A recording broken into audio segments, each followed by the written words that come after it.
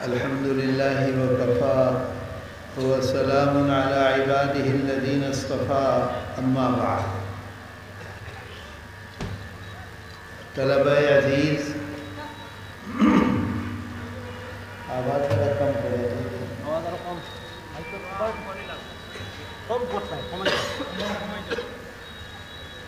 حضرات اساتذہ کرام اور میرے محترم بزرگوں اور بھائیوں، آج براک ویلی میں اتنی بڑی بیماری، اتنی بڑی مہاماری، اس کے بعد 4 سال کے بعد آج پہلی مرتبہ آئے. ہم کو بھی کرونا ہوا، لیکن اللہ نے کرم کیا. اللہ کا شکر ہے، ہمارا اور آپ کا ابھی رجسٹر کھلا ہوا ہے. اللہ کے رسول صلی اللہ علیہ وسلم فرماتے ہیں: اذا مات الانسان انقطع عنہ عمله الا من 3. جب انسان اس دنیا سے چلا جاتا ہے، جب انسان کا اس دنیا سے تعلق ختم ہو جاتا ہے، تو اس کا عمل کا، اس کے کاج کا، اس کے کام کا رجسٹر بند ہو جاتا ہے. اللہ کا شکر ہے، آپ کا رجسٹر بھی کھلا ہوا ہے، ہمارا رجسٹر بھی کھلا ہوا ہے. آپ نماز پڑھتے ہیں، اللہ اسے قبول فرمائے گا. آپ صدقہ دیتے ہیں، اللہ اسے قبول کرے گا. آپ یہاں آئے ہیں اس وقت اللہ اور اللہ کے رسول کی باتیں سننے کے لیے، تو اللہ کو یہ بات پسند ہے اور اللہ ہمارے آنے کو قبول کرے گا.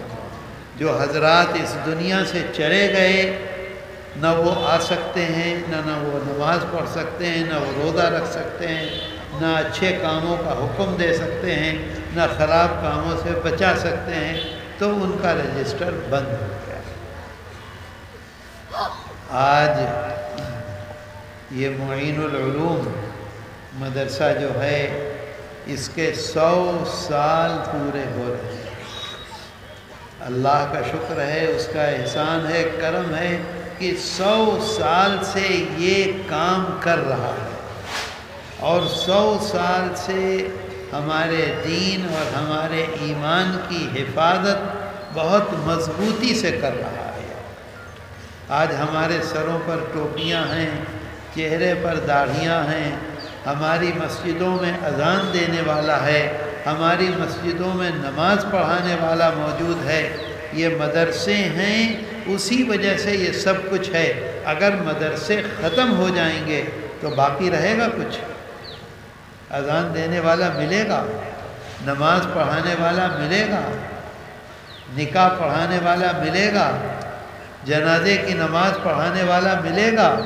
کچھ نہیں ملے گا. 50 سال کے اندر اندر سب ختم ہو جائیں گے. میں بنگلہ دیش گیا، ایک جگہ ہے انل کاٹھا یا اس طرح کا کچھ نام ہے اس جگہ کا. وہاں میں گیا تو وہاں لوگوں نے یہ بتایا، جس مدرسے میں ہم گئے وہاں ایک صوفی جی تھے، وہ حج کے لیے جا رہے تھے. اچھا، اس زمانے میں مدرسہ عالیہ، گورنمنٹ کے جو مدرسے ہیں ان کا بہت زور تھا. تو وہ صوفی جی مدرسہ عالیہ جگہ جگہ بناتے تھے. گاؤں میں بناتے تھے، گرام میں بناتے تھے، شہر میں بناتے تھے، اور اس کو گورنمنٹ سے الحاق کر دیتے تھے. الحاق کو کیا کہتے ہیں؟ ملا دیتے تھے. تو وہ حج کے لیے گئے سن 50-51 میں، آزادی کے بعد فوراً. تو اس زمانے میں حج کو جاتے تھے چاٹگام سے. چاٹگام میں وہ رکے ہوئے تھے حج کو جانے کے لیے. تو انہوں نے اللہ کے رسول صلی اللہ علیہ وسلم کو خواب میں دیکھا. آقا تشریف لائے اور فرمایا کہ صوفی جی تم بہت مدرسے بناتے ہو، ایک میرا بھی مدرسہ بناؤ۔ کیا فرمایا؟ تم بہت مدرسے بناتے ہو، ایک میرا بھی مدرسہ بناؤ۔ اب صوفی جی کی آنکھ کھل گئی، بہت پریشان ہوئے کہ اب تک جو میں مدرسے بناتا تھا، اب تک جو میں محنت کرتا تھا، اس کا مطلب یہ ہے کہ وہ مدرسے اللہ کے رسول صلی اللہ علیہ وسلم کے مدرسے نہیں ہیں۔ بہت پریشان ہوئے۔ وہاں ایک مدرسہ ہے بڑا چاٹگام میں، اس کا نام ہے معین العلوم، اس کا نام ہے معین الاسلام، ہاٹ ہزاری، بڑا مدرسہ۔ اس میں 2 آدمی تھے ابا جی کے خلیفہ، ایک مولانا احمد شفیع صاحب تھے اس کے محتمم، وہ حضرت شیخ الاسلام نور اللہ مرقدہ کے خلیفہ تھے۔ ایک مفتی صاحب تھے، کیا نام تھا مفتی صاحب کا؟ کچھ نام تھا میں بھول گیا، وہ خلیفہ تھے۔ تو وہ مدرسے میں گئے، مدرسے میں لوگوں نے کہا کہ بھئی یہ بزرگ ہیں، ان سے پوچھو جا کے اس خواب کی تعبیر۔ تو انہوں نے جا کے پوچھا کہ میں نے یہ خواب دیکھا ہے، میں عالیہ مدرسے کی برانچز بناتا ہوں، جگہ جگہ برانچ۔ میں نے آج اللہ کے رسول صلی اللہ علیہ وسلم کی زیارت کی ہے اور آقا نے فرمایا کہ تم جگہ جگہ مدرسے بناتے ہو، میرا مدرسہ بناؤ۔ تو میرے مدرسے کا کیا مطلب ہے؟ آقا کے مدرسے کا کیا مطلب ہے؟ تو ان لوگوں نے کہا کہ ایسا مدرسہ بناؤ جیسے دارالعلوم دیوبند ہے۔ دارالعلوم دیوبند جس طرح سے مدرسہ چلتا ہے، اس طرح کے، جیسے شاہ آباد مدرسہ ہے، جیسے دارالعلوم دیوبند مدرسہ ہے، جیسے یہ کہاں جائیں گے ہم ابھی؟ ارے ابھی جائیں گے شاہ آباد۔ تو انہوں نے کہا اس کا کیا مطلب ہے؟ انہوں نے کہا کہ جیسے مدرسہ بنتا ہے، مدرسہ بناؤ، گورنمنٹ سے اس کا کوئی الحاق مت کرو، اسے مت ملاؤ، اللہ پہ بھروسہ کرو، مسلمانوں پر بھروسہ کرو، مسلمان اس کو چلائیں گے، مدرسہ چلے گا، اللہ کے رسول صلی اللہ علیہ وسلم کا مدرسہ وہی ہوگا۔ تو میرے دوستو، یہ اللہ کا شکر ہے کہ آپ کے اس گاؤں میں کیا یہ گورنمنٹ سے ملا ہوا مدرسہ ہے؟ گورنمنٹ پیسہ دیتی ہے؟ کیا گورنمنٹ یہاں بلڈنگ بناتی ہے؟ کیا گورنمنٹ جو پیسے یہاں کام کرنے والے ہیں ان کو تنخواہ کو کیا کہتے ہیں؟ ویتن دیتی ہے؟ مسلمان دیتا ہے، ہم دیتے ہیں، آپ دیتے ہیں۔ اس کا مطلب یہ ہے کہ اللہ کے رسول صلی اللہ علیہ وسلم کا یہ مدرسہ ہے۔ ہماری اور آپ کی سب کی ذمہ داری ہے کہ ہم اس مدرسے کی حفاظت کریں، ہم اس مدرسے کو آگے بڑھائیں، ہم اس مدرسے کو ترقی دیں۔ اگر ہم اس مدرسے کو ترقی دیں گے تو کون خوش ہوگا؟ اللہ خوش ہوگا، اللہ کے رسول صلی اللہ علیہ وسلم خوش ہوں گے، ہماری یہ دنیا بھی بنے گی اور ہماری آخرت بھی بنے گی انشاءاللہ۔ بات آئی سمجھ میں؟ میں اصل میں آپ کی زبان کو جانتا نہیں ہوں، میرے لیے یہ مشکل ہے۔ آپ آسامی بولنے والے ہیں، میں اردو بولنے والا ہوں، لیکن میری بات سمجھے کہ نہیں سمجھے؟ مجھے بہت خوشی ہوئی کہ الحمدللہ پچھلے سال نیو پڑی تھی، پچھلے سال بنیاد پڑی تھی، آج ایک منزل پوری ہو گئی، دوسری منزل کی چھت پڑ گئی۔ اصل چیز بلڈنگ نہیں ہے، اصل چیز ہماری نیت ہے۔ اللہ کے رسول صلی اللہ علیہ وسلم فرماتے ہیں انما الاعمال بالنیات۔ اگر ہم نے اس لیے پیسہ دیا ہے کہ گاؤں میں ہمارا نام ہوگا، اگر ہم نے اس لیے پیسہ دیا ہے کہ محتمم صاحب جب ہم جائیں گے تو ہمیں چائے پلائیں گے، اگر ہم نے اس لیے پیسہ دیا ہے کہ ہم بہت بڑے آدمی ہوں گے، اللہ کہتا ہے قرآن میں کہ قیامت کے دن 2 قسم کے لوگ ہوں گے جن کے پاس اپنا نامہ اعمال ہوگا. نامہ اعمال جانتے ہیں کیا کہتے ہیں؟ نامہ اعمال ہماری پوری زندگی کا کیا کہیں گے؟ حساب و کتاب. ادھر بھی ایک بیٹھا ہوا، ادھر بھی ایک بیٹھا ہوا، یہ بھی لکھ رہا ہے، یہ بھی لکھ رہا ہے. ما يلفظ من قول الا لديه رقیب عتید. لکھ رہا ہے. پورا کا پورا حساب ہمیں دے دیا جائے گا قیامت کے دن. دو طرح کے لوگ ہوں گے حساب والے.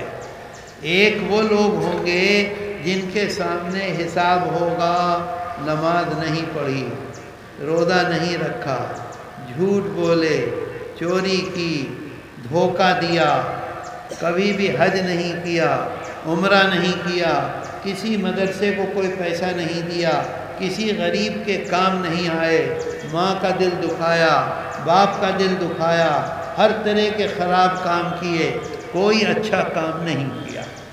ان کا حساب ان کے پاس ہوگا.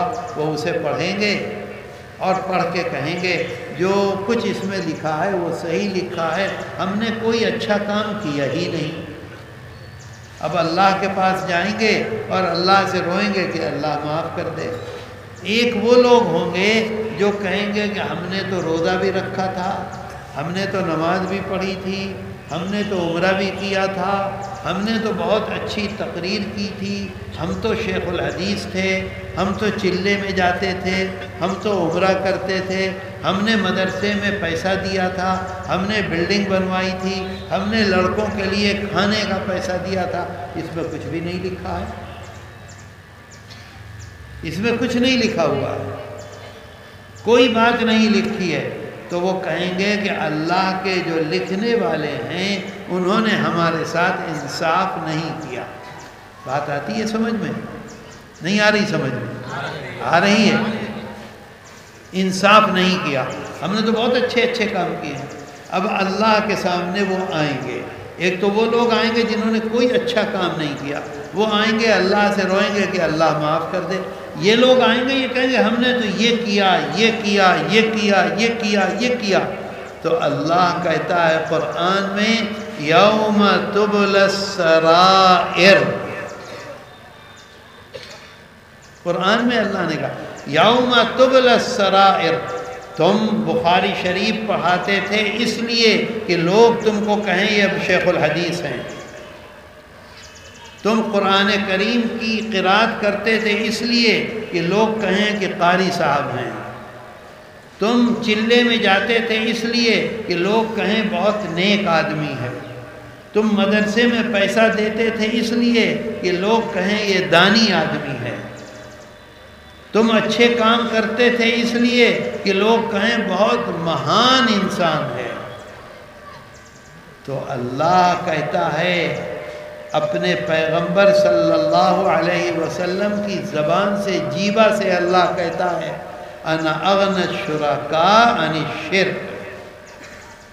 اگر کوئی آدمی اس وجہ سے نیک کام کر رہا ہے کہ دنیا میں اس کا نام ہو تو اللہ کہتا ہے میں اس کام سے اپنے کو الگ ہٹا لیتا ہوں.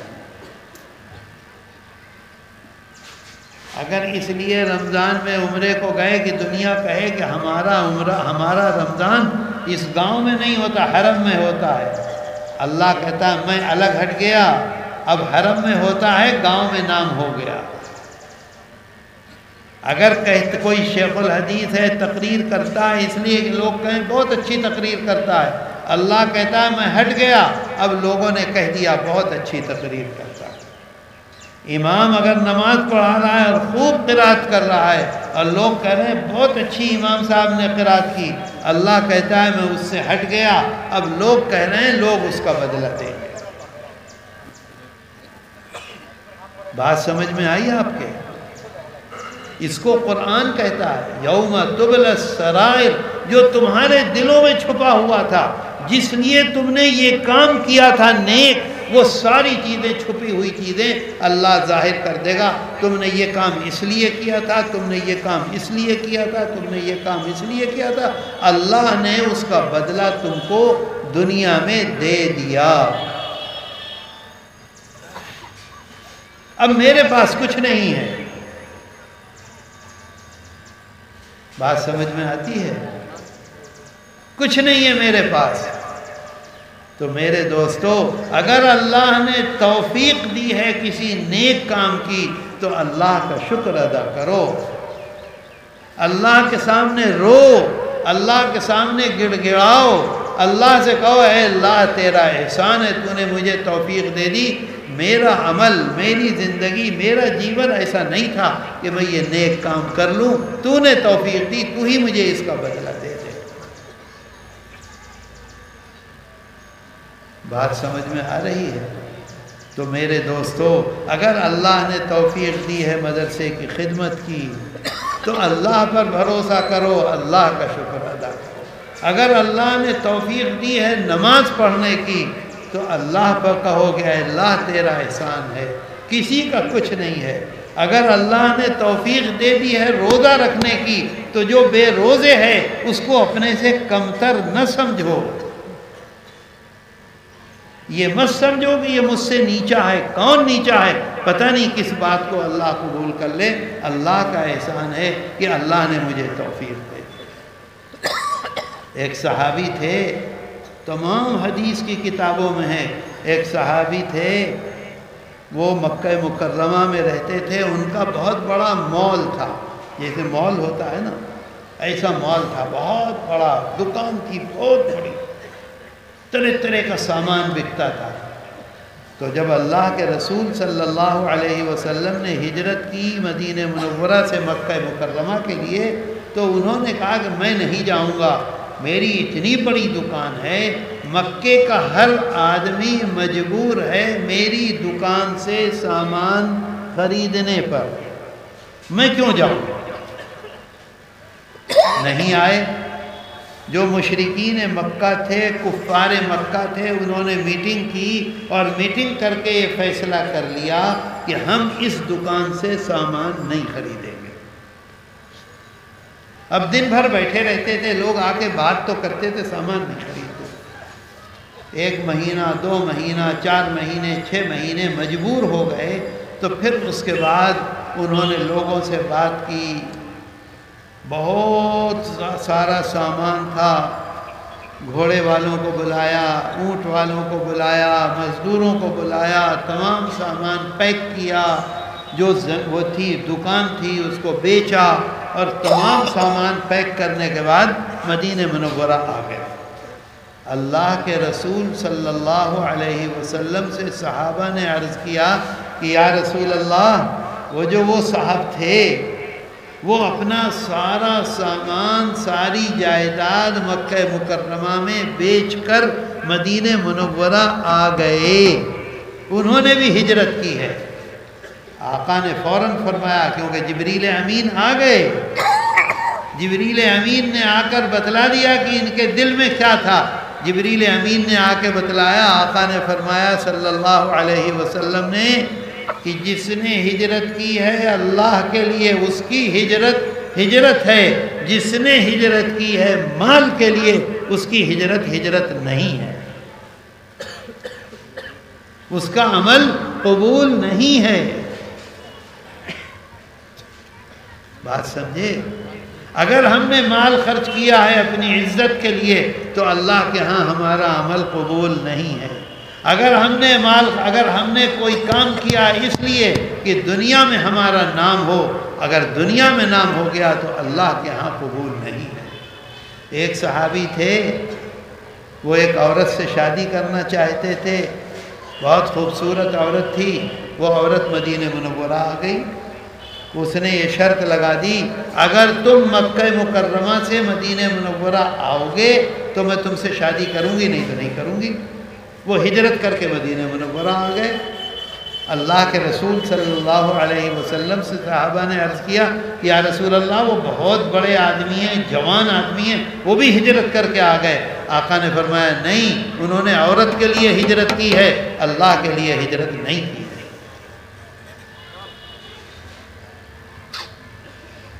تو میرے دوستو، ہم اور آپ یہاں اس لیے بیٹھے ہیں کہ ہم آئے ہیں اللہ کے لیے، اللہ کے رسول صلی اللہ علیہ وسلم کی زندگی کو پکڑنے کے لیے، یا دنیا کے لیے آئے ہیں؟ بتاؤ، بولتے کیوں نہیں ہو؟ دنیا کے لیے آئے ہو؟ دنیا کے لیے نہیں آئے۔ مجھے یہ بتاؤ کہ اللہ کے رسول صلی اللہ علیہ وسلم نے اپنی پوری زندگی میں، زندگی کو کیا کہتے ہیں، اپنے پورے جیون میں 40 سال میں آپ کو نبوت ملی، اور نبوت ملنے کے 23 سال تک آپ اس دنیا میں رہے۔ اپنے پورے جیون میں کبھی بھی آپ نے جھوٹ بولا؟ بولو، سچ بتاؤ، کبھی بھی کسی کو گالی دی؟ کبھی بھی کسی کا دل دکھایا؟ کبھی بھی کسی کے ساتھ معاملہ خراب کیا؟ میرے دوستو، آج یہ دیکھو کہ ہم سب سے زیادہ ذلیل ہو رہے ہیں، سب سے زیادہ پریشان ہیں، سب سے زیادہ بے چین ہیں۔ ایک مدراس میں ایک صحابی ہیں حضرت تمیم داری رضی اللہ عنہ، وہ مدراس تشریف لائے تھے، ان کی وہاں مزار ہے، میں بھی وہاں گیا ہوں۔ اکیلے تھے، ایک مسلمان تنہا، اکیلے مسلمان، پورا ایریا اسلام سے ایسے جڑ گیا۔ جڑا کہ نہیں جڑا؟ پورا علاقہ، کوئی مسلمان نہیں۔ آج لاکھوں لاکھ مسلمان ہیں، ایک ڈسٹرکٹ میں کتنے مسلمان ہیں پتہ نہیں۔ ایک آدمی، ایک نان مسلم ہم سے محبت نہیں کرتا، ہم سے قریب نہیں آتا، ہمارا دشمن ہے، ہم سے دور بھاگتا ہے۔ کیوں آخر؟ کیوں ایسا ہے؟ سوچو کیوں؟ اس لیے کہ ہم نے اللہ کے رسول صلی اللہ علیہ وسلم کے جیون کو چھوڑ دیا ہے۔ آپ بتلا سکتے ہیں کہ اپنی زندگی میں، اپنے جیون میں ہم کتنی مرتبہ جھوٹ بولے ہیں؟ کوئی بتلا سکتا ہے؟ مجھے بتلاؤ، کوئی بتلا سکتا ہے؟ اور کس لیے جھوٹ بولے ہیں؟ کیا جنت کے لیے؟ کیا اللہ کو راضی کرنے کے لیے؟ کیا اللہ کے رسول صلی اللہ علیہ وسلم کو خوش کرنے کے لیے؟ میرے دوستو، اللہ کے رسول صلی اللہ علیہ وسلم فرماتے ہیں ان الکذب فجور، فرماتے ہیں ان الکذب فجور۔ فجور کے معنی کیا ہیں جانتے ہو؟ جھوٹ جو ہے وہ ایک ایسا گناہ ہے، ایسا گناہ ہے۔ چشمے کو کیا کہتے ہیں؟ چشمہ جو ابلتا ہے پانی کا، جھرنا، بند کر دیجیے۔ جھرنا سمجھ گئے؟ جھرنے سے، جھرنے کے منہ سے پانی نکلتا ہے، نکلتا ہے، نکلتا ہے، نکلتا ہے، نکلتا ہے، 12 مہینے نکلتا ہے۔ نکلتا ہے 12 مہینے کہ نہیں؟ کوئی اسے بند کر سکتا ہے؟ بتاؤ، بند کر سکتا ہے؟ روک سکتا ہے؟ اور جھرنا بڑی بڑی ندی بن جاتا ہے۔ یہ جو جمنا ندی ہے، یہ ہردوار سے اوپر ایک پہاڑ ہے، وہ جھرنا ہے، اس جھرنے سے نکل رہا ہے پانی۔ دیکھو کتنی بڑی ندی بن گئی ہے۔ تو اللہ کے رسول صلی اللہ علیہ وسلم فرماتے ہیں جھوٹ جو ہے یہ گناہوں کا جھرنا ہے، اور یہ جھرنا ایسا ہے کہ اس گناہ کو کرنے کے بعد آدمی توبہ نہیں کرتا، اس کے دل میں یہ بات نہیں آتی کہ میں نے خراب کام کیا ہے، مجھے اللہ کے سامنے توبہ کرنی چاہیے، اور اگر ان سے میں جھوٹ بولا ہوں تو ان سے میں معافی مانگوں کہ بھائی میں نے جھوٹ بولا تھا، مجھے معاف کر دو۔ بتاؤ ایسا ہوتا ہے؟ بولو بھائی، ایسا ہوتا ہے؟ آدمی زنا کرتا ہے، زنا کرنے کے بعد اسے احساس ہوتا ہے کہ میں نے خراب کام کیا۔ آدمی چوری کرتا ہے، چوری کرنے کے بعد اسے احساس ہوتا ہے میں نے خراب کام کیا۔ آدمی ڈاکہ ڈالتا ہے، ڈاکہ ڈالنے کے بعد اسے احساس ہوتا ہے میں نے خراب کام کیا۔ آدمی غصے میں مارتا ہے کسی کو، اس کے بعد احساس ہوتا ہے کہ میں نے خراب کام کیا۔ لیکن جھوٹ بولنے والا آدمی، جھوٹ بولنے کے بعد اسے یہ احساس ہوتا ہے کہ میں نے خراب کام کیا۔ بتاؤ،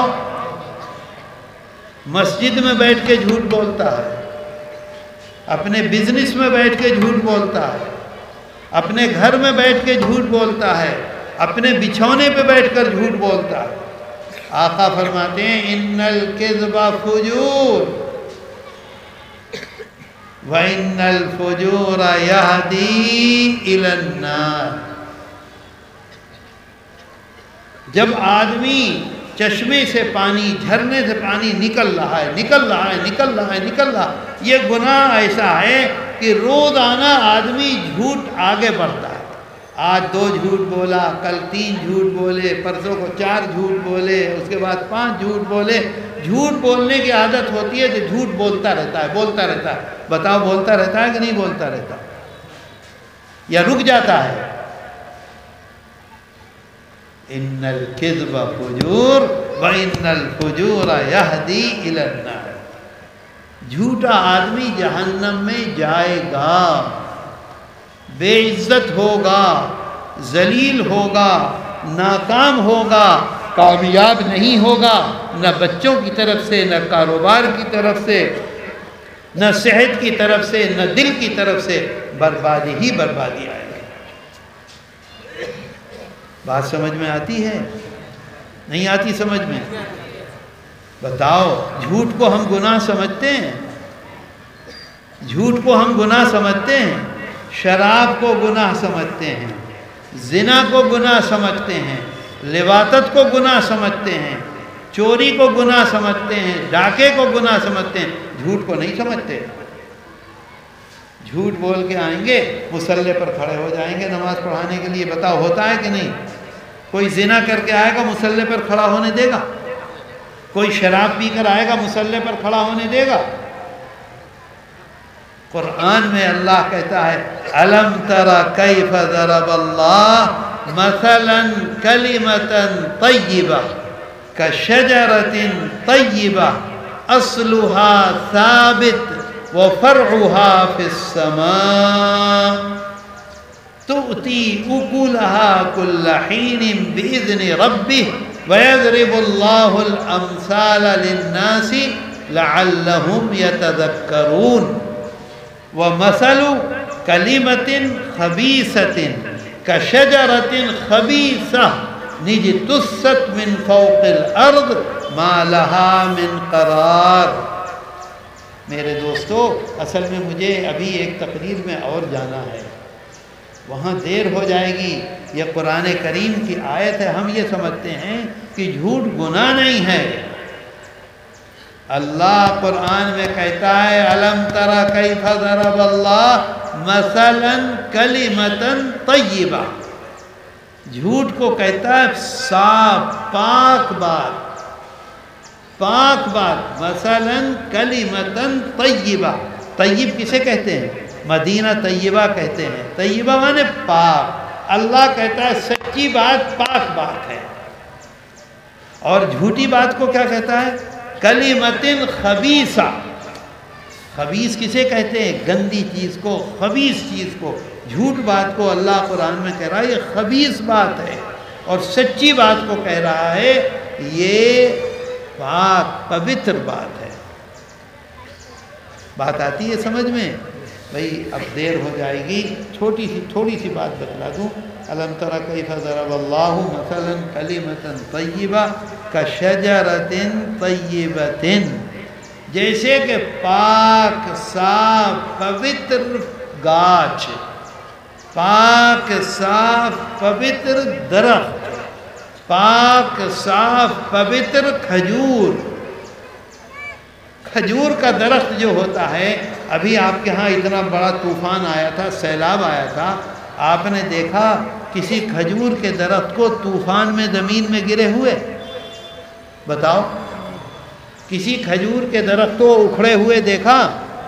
بولتے کیوں نہیں ہو؟ بڑے بڑے گاچھ اکھڑ جاتے ہیں، کھجور کا درخت نہیں اکھڑتا. کیوں؟ اللہ کہتا ہے کشجرۃ طیبہ اصلها ثابت، اس کی جڑیں جو ہیں وہ باریک باریک جڑیں، باریک باریک جڑیں، دائیں بائیں آگے پیچھے نیچے 50 فٹ چاروں طرف پھیل جاتی ہیں. یعنی مضبوطی، سچی بات کی مضبوطی ایسی ہے جیسے کھجور کا درخت. اللہ کہہ رہا ہے کشجرۃ طیبہ اصلها ثابت وفرعها فی السماء. ایک تو کھجور وہ ہوتی ہے جنگلی جو ہمارے ہاں ہوتی ہے، ایک کھجور وہ ہوتی ہے جو عرب میں ہوتی ہے. اس کے پتے کدھر جاتے ہیں؟ اوپر جاتے ہیں، ایسے سیدھے اوپر جاتے ہیں.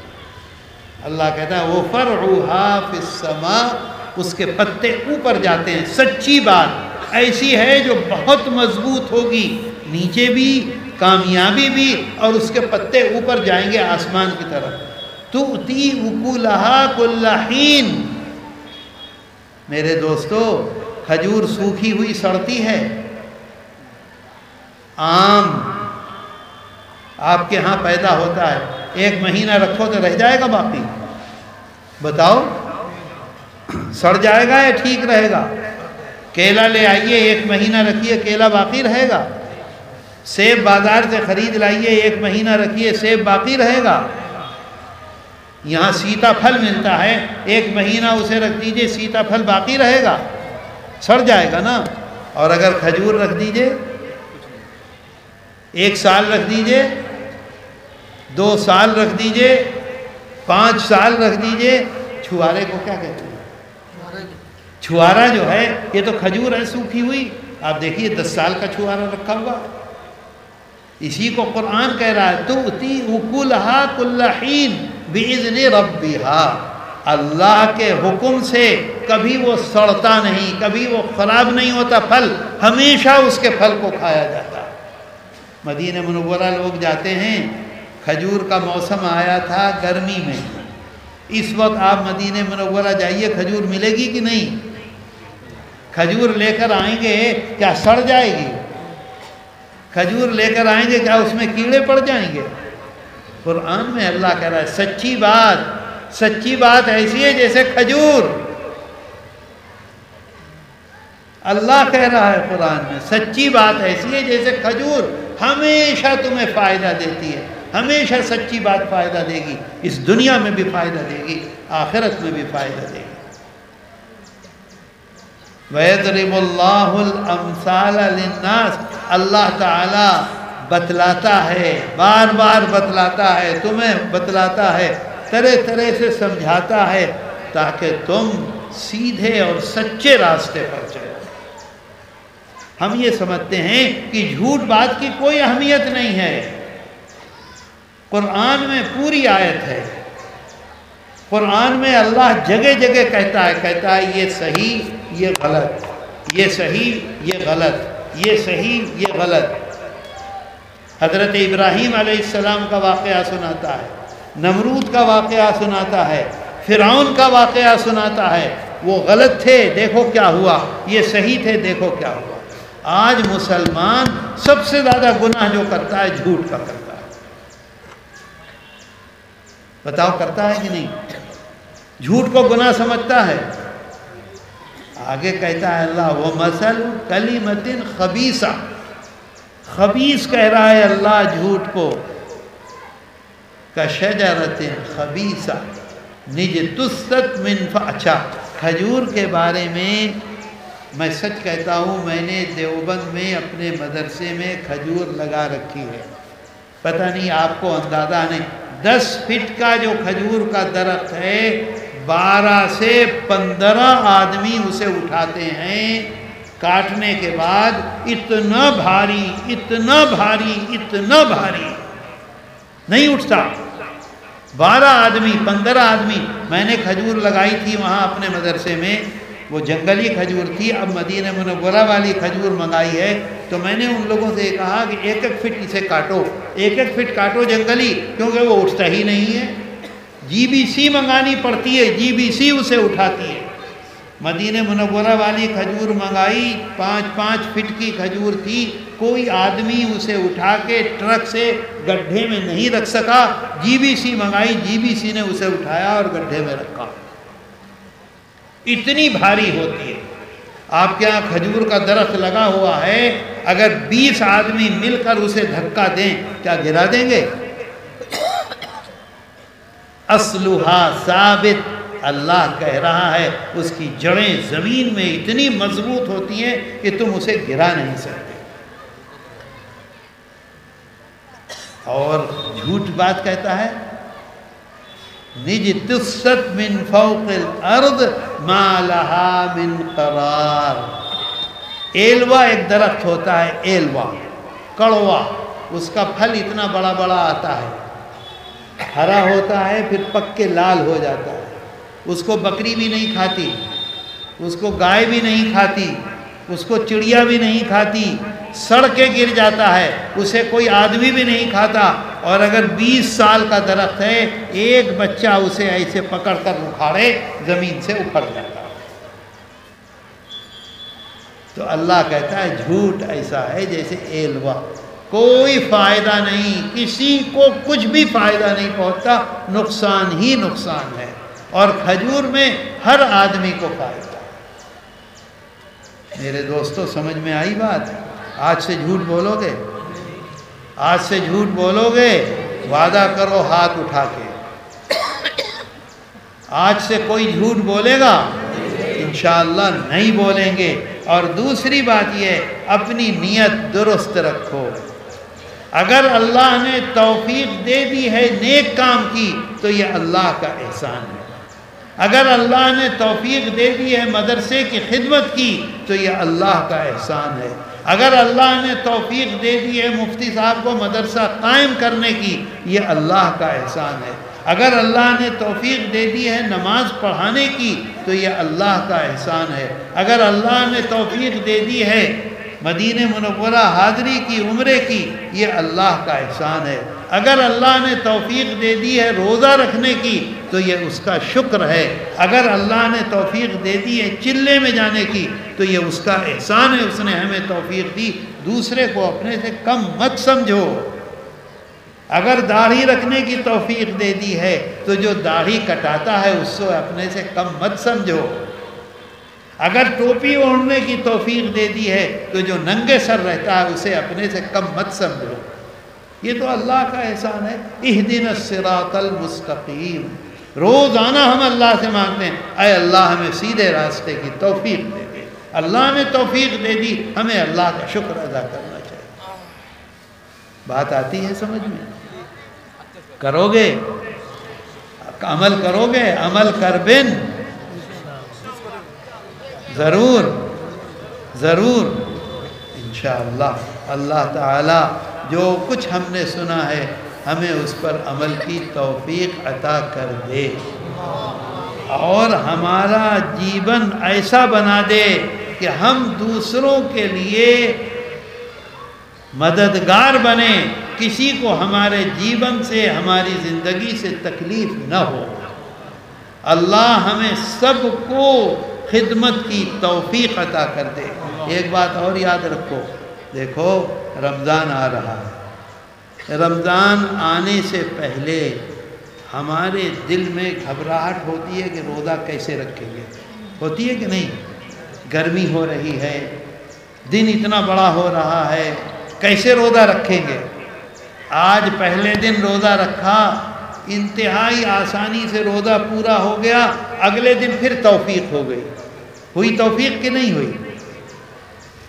اگر پچھلا روزہ اللہ قبول نہ کرتا تو اگلے دن کے روزے کی توفیق نہ ہوتی، اس بات کو یاد رکھو۔ اگر پچھلا روزہ اللہ نے قبول نہیں کیا اور واپس پھینک دیا تو اگلے دن روزہ رکھنے کی توفیق نہیں ہوگی۔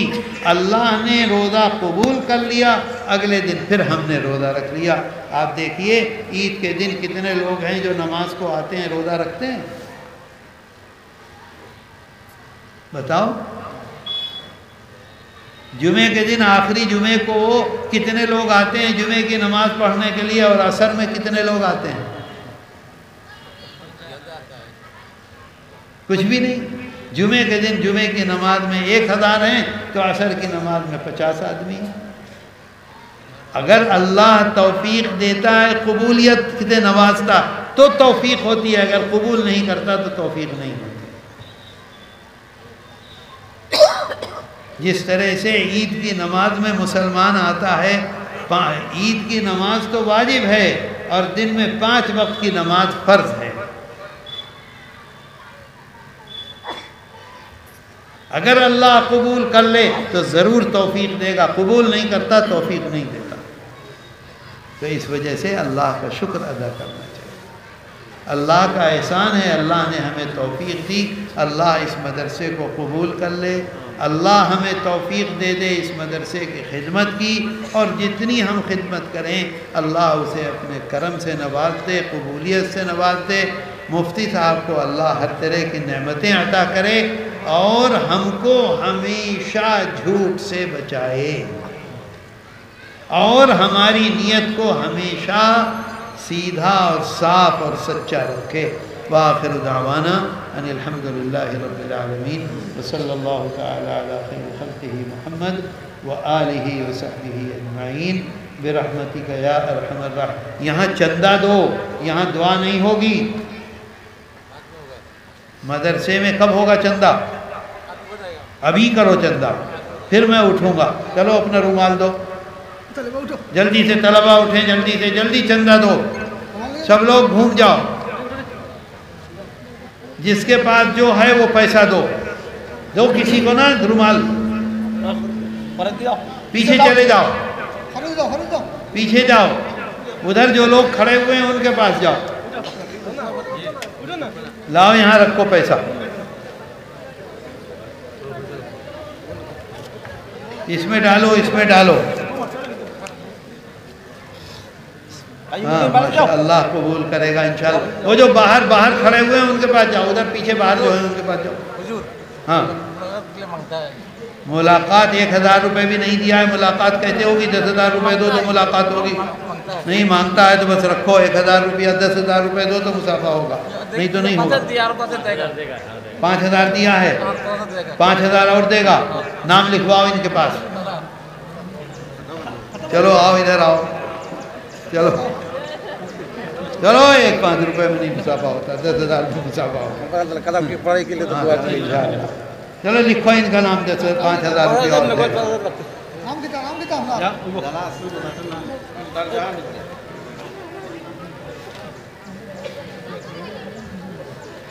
بھائی جلدی جلدی دو، آپ شور مچاؤ نا یار، تم تو لکھنے کھڑے ہو گئے، اسے لو نا پکڑو۔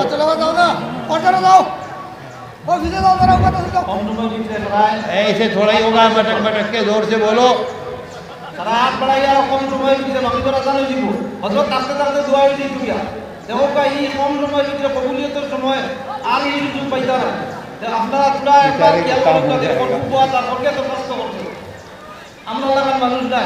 ই মৌকা অকলম নসিব আইতো না, আজকে আল্লাহ আপনারে ই সুবর্ণ সুযোগ দিছে।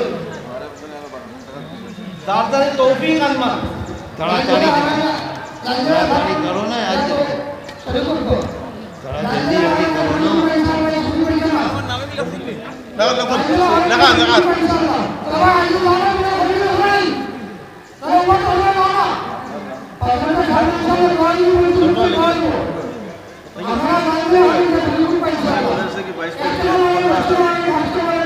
لاؤ دو، لکھنے دکھاؤ گا، کچھ تو لو، جیب میں نہیں ہے کچھ، جیب میں کچھ نہیں، جو جیب میں ہے وہ تو رکھو اس وقت، 15,000 بعد میں دینا، ابھی رکھو۔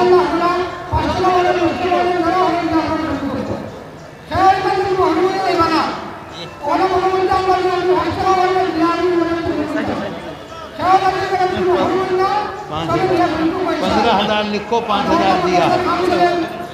نہیں یہ تیل بیل نہیں، بند کرو اسے۔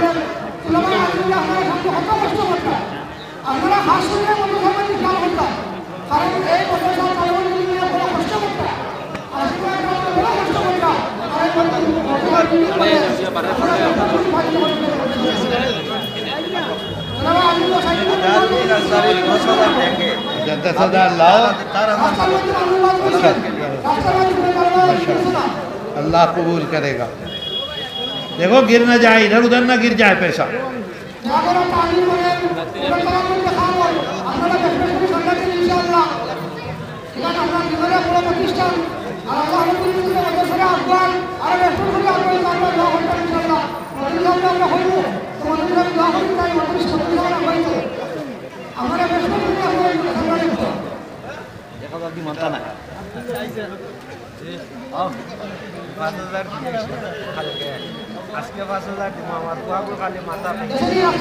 کیا کہہ رہا ہے؟ 5,000 دیا ہے ہاں. اور 5,000 دیں گے, اس کا 100 روپے ہاتھ. لاؤ لاؤ, اوپر کرو اوپر. کیا کہہ رہا ہے؟ حفظ میں وہ داخلہ کریں. اچھا انشاءاللہ. اور ایک باتیجہ بھی ہے. جاؤ چلو. یہ میرے ایک شاگرد ہے, 1,000 روپے ملاقات. 1,000 روپے میں مسافہ نہیں کرتا میں. چلو 5,000 روپیہ کرو. نہیں لکھو گا, اسے ہٹاؤ یہاں سے, اسے ہٹاؤ یہاں سے. 1,000 میں کچھ بھی نہیں ہوتا. اور 4,000 روپے لکھے تھے. کہاں لکھا ہے 4,000؟ میں لکھ دیتا ہوں. ارے دے گا نہیں, یہ جھوٹ بولتا ہے. اچھا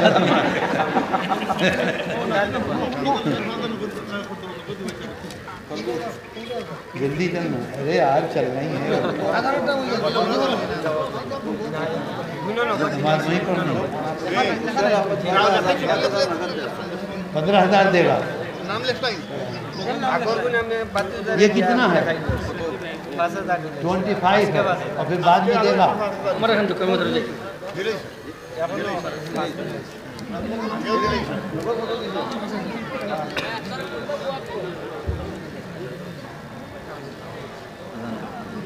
چلیں, یہ تیل نہیں.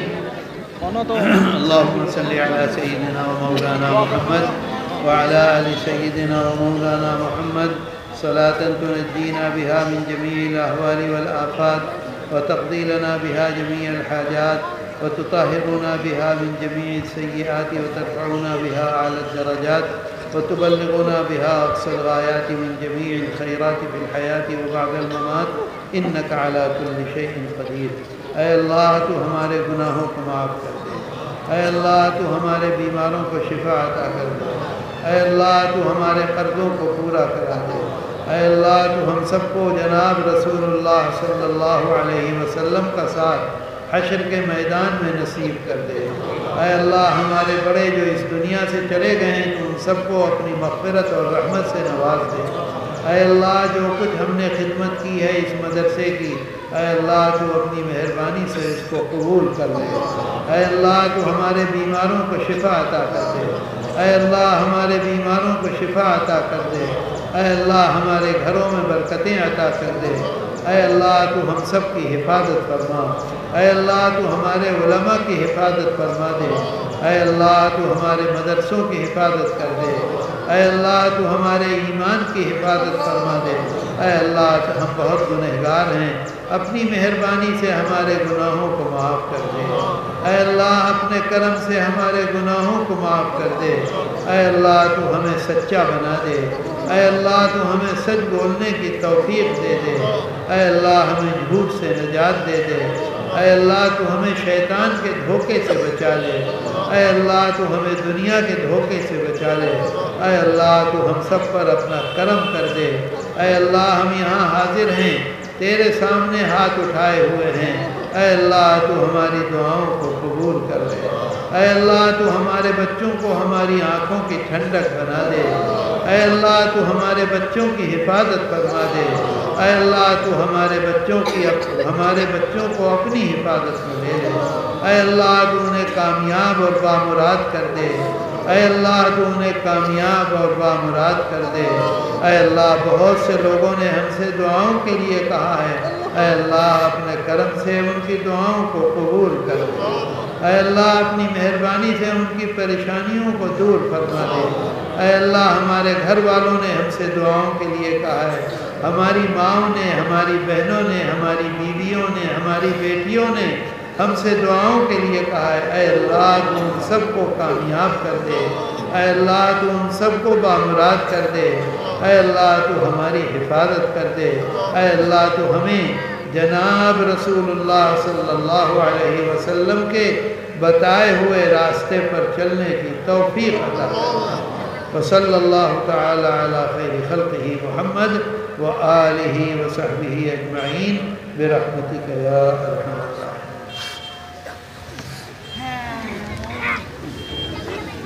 रास्ता हा ड्राइवर सावध पहा, ड्राइवर रास्ता सावध पहा।